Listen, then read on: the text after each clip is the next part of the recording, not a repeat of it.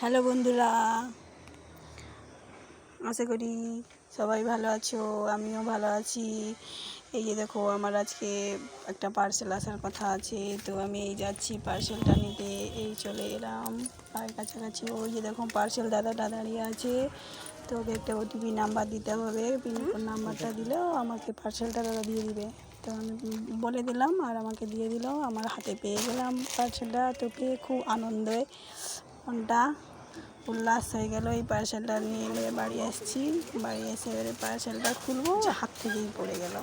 যা ধরলাম হাত থেকে পট করে নিচে পড়ে গেল। আবার তুলে দিয়ে আমি খুলতেছি, খুলে দেখাচ্ছি পার্সেলটার মধ্যে কী আছে। তো বক্সটা ওপেন করলাম।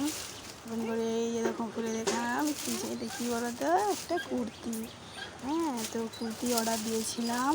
তো কুর্তিটা আমি খুলে বের করিয়ে দেখাচ্ছি। তোমরা দেখতে থাকো পুরো ভিডিওটা, কেউ স্কিপ করবে না। আমাকে সাপোর্ট করো, আমাকে ফলো করো, আমাকে সবাই সাহায্য করো। এই দেখো আমার কুর্তিটা কেমন লেগেছে। হ্যাঁ, আমাকে কমেন্ট করে জানাবে।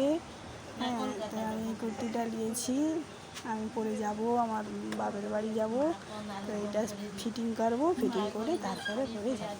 আমার নিজস্ব মেশিন আছে, আমি মেশিনে নিজে সেলাই করে তারপরে পরে যাব।